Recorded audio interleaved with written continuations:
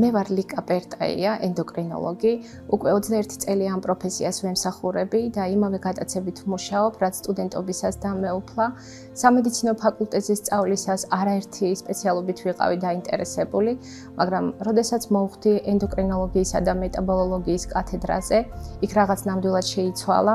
იქ შევხვდი ჩემს მასწავლებელს ქალბატონ მანენა კოპლატაძეს, რომელმაც სრულიად შეცვალა ჩემი წარმოდგენა მედიცინასა და ენდოკრინოლოგიაზე.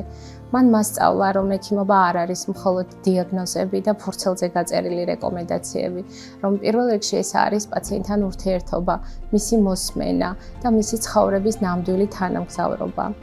კონსილიუმ მედულაში მუშაობ 2010 წლიდან. აქ არის ის გარემო, რომელიც შთაგაგონებს მუდმივად განვითარდე, გააკეთო მეტი პაციენტისთვის, ეძებო მკურნალობის ახალი გზები და გახდე ამ პროცესების უშუალო მონაწილე. აქ არიან ერთნაირ ღირებულებებზე შეთანხმებული ადამიანები, რომლებთათვის მთავარია გუნდურობა, კონსილიუმის კულტურა და მუდმივი განვითარება. კონსილიუმ მედულაში მუშაობა და ამ გუნდთან ერთად მუშაობა ჩემთვის ყოველდღიური პროფესიული ბედნიერებაა.